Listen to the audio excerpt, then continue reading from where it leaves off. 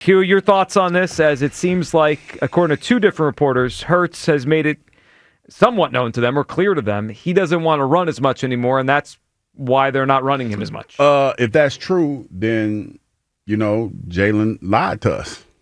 I mean, he lied to us. Because he said, and I quote, I don't care what it looks like as long as we win. Yep. And if that's the truth, if that's what is going on, then you do care what it looks like. And you don't care about winning as much as you've claimed that you did. I mean, that's the bottom line. And for all y'all that don't understand what that sounds like or feels like, you can kiss my ass, because that's exactly what it is. That's exactly what was said.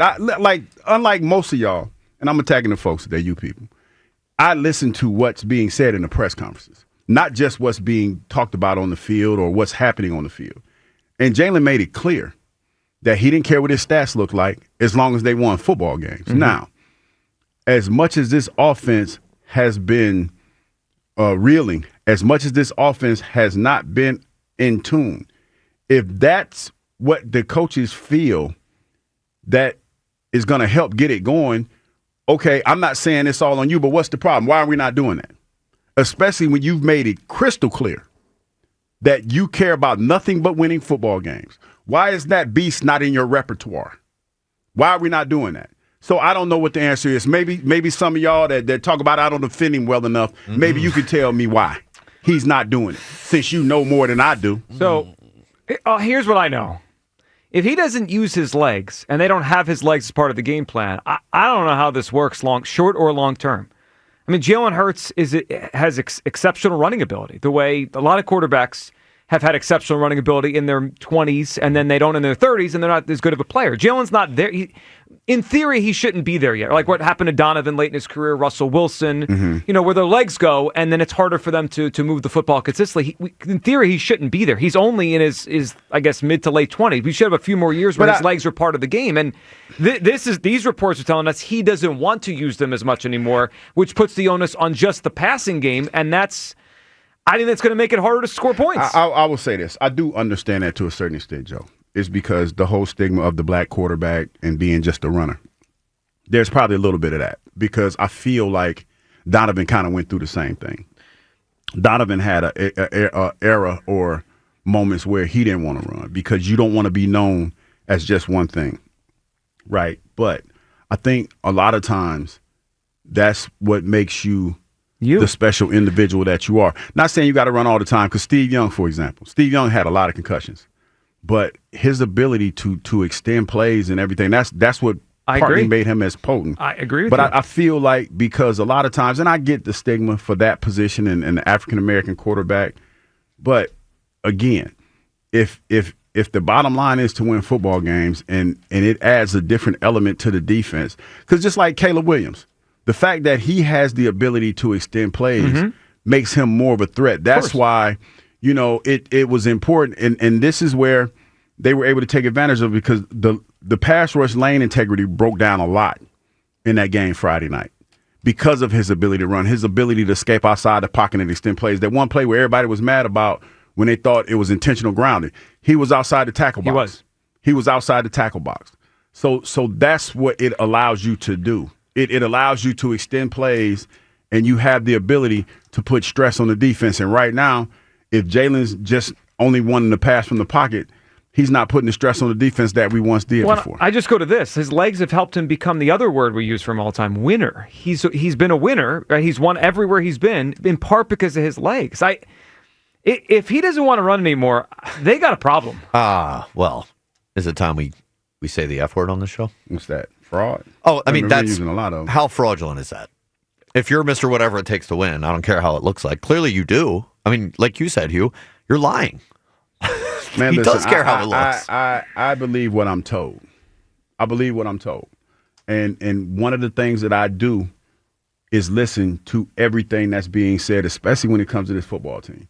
And when you sit there and you say you're defiant, and you were defiant in your delivery.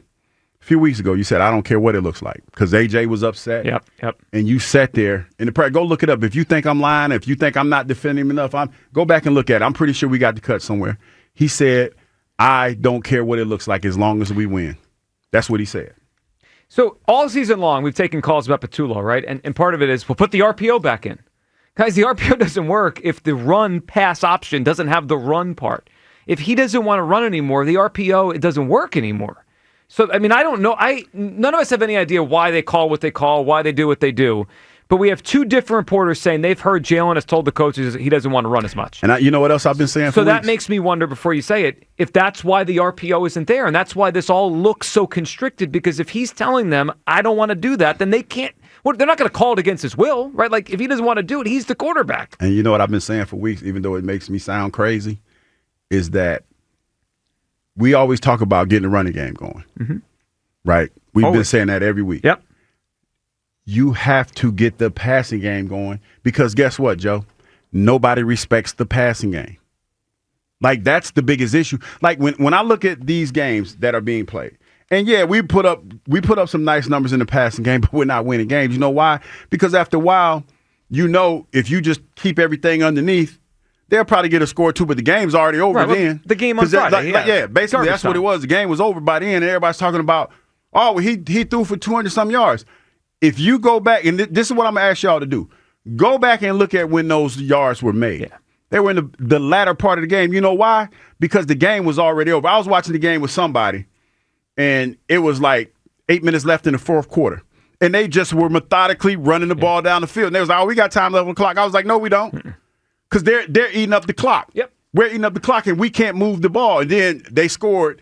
They were like, well, we scored like, dog, we got 3 minutes left on the clock. What are you talking about? It's garbage. They're going to do the same thing that they've been doing. This is where, I don't want to Ryan Clark anybody, but this is where you don't understand the game of football because they had the ball for the whole fourth quarter, and they were just doing whatever they wanted to do to run the clock down. When you get a team that comes to the line of scrimmage and they're taking their time running plays, that's because they know you can't stop them, right?